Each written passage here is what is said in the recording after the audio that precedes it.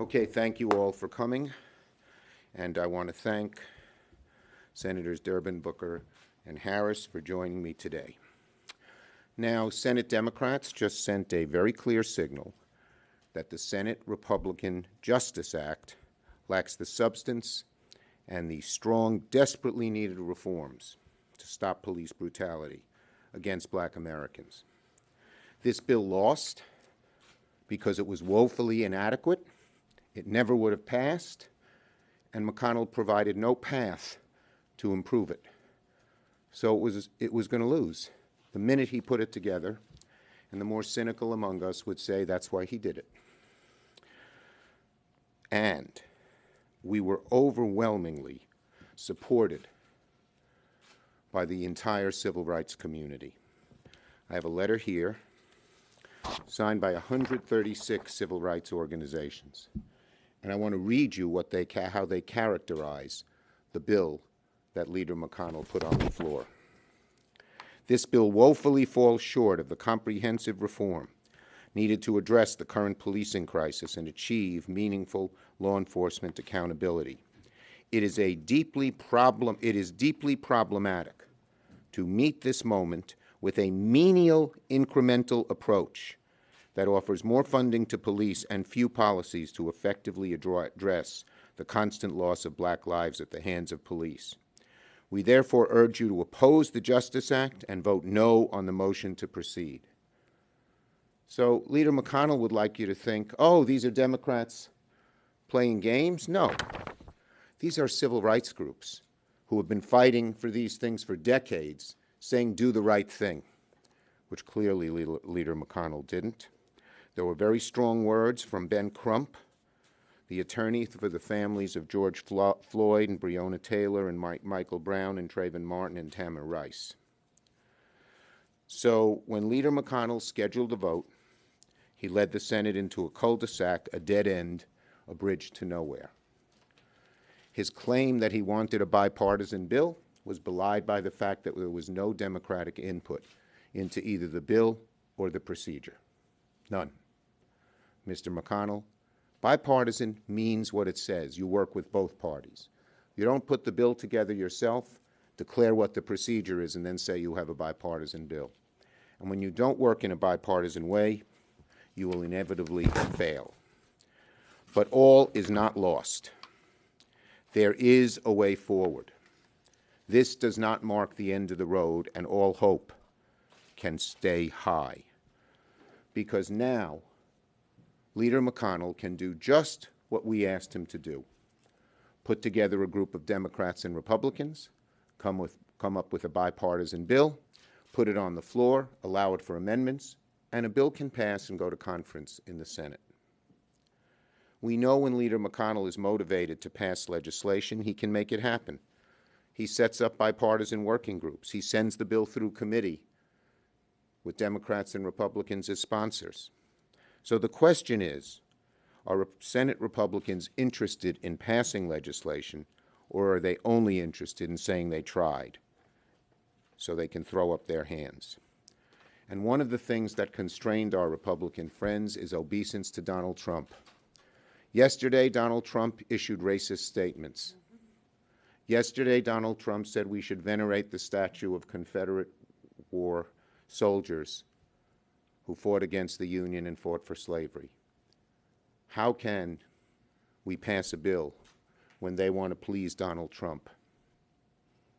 We can't. But we are serious. Not only are we serious, the millions who march in the streets are serious. They're going to continue to march, and we are going to continue to fight. And my prediction is that sooner than you think, you will find a better bill on the floor with a better procedure that has a decent chance of passing the House. We think the pressure on the Republicans will be large and enormous. We think the marching and desires of the American people will continue to be made clear. We think Republicans will know they flaunt that at their peril. We think we can get it done. In conclusion, if Americans of all ages, colors, and faiths can come together in a righteous chorus, calling for change as they have in big cities and small towns in America, then the Senate, Democrats and Republicans, can do the same. We very much want to. I fully believe this chamber can do the right thing and craft a bipartisan bill together. We've done it before. We can do it again. I yield to Senator Durbin once I get all my papers in order.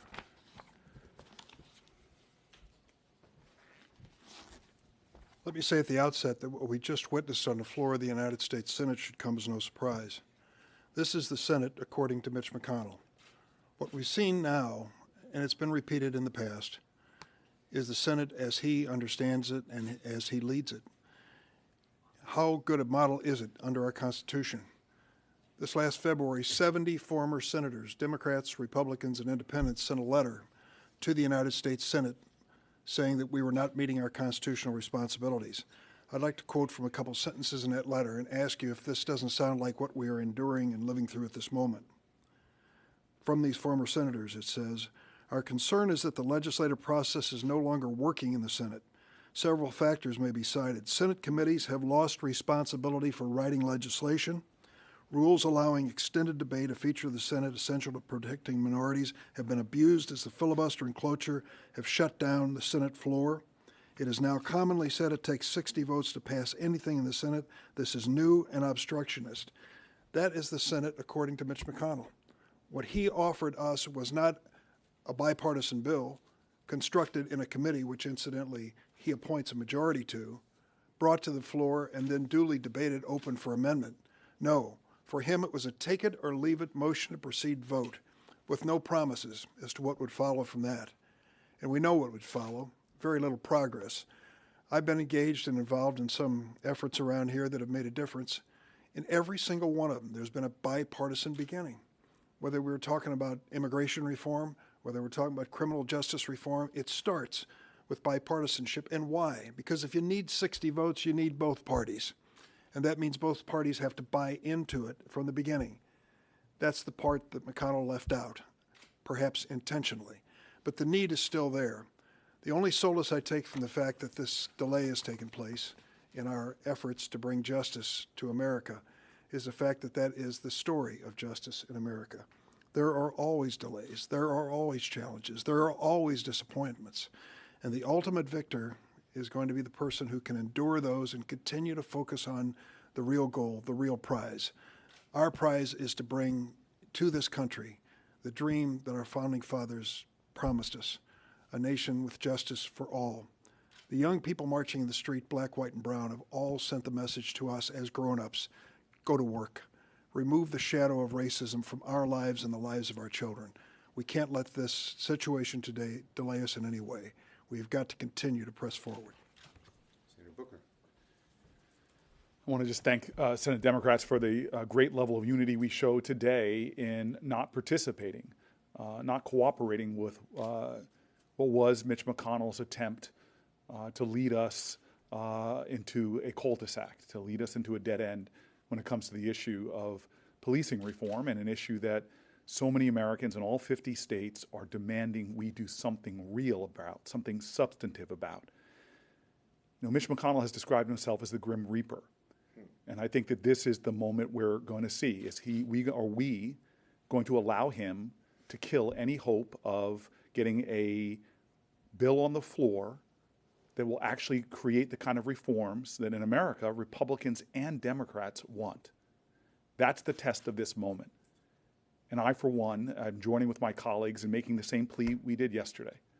It's time for us to stop the partisan attempts to turn the page and to stay on this issue, to do the work, to come together, and to make sure that we deliver the kind of reform and the kind of justice that this nation has been seeking, that civil rights activists, that people going back all the way from Jim Crow to the Reconstruction period, to even in the aftermath of slavery, is looking for justice in America. And the final thing I just want to say is to the activists, stay at it.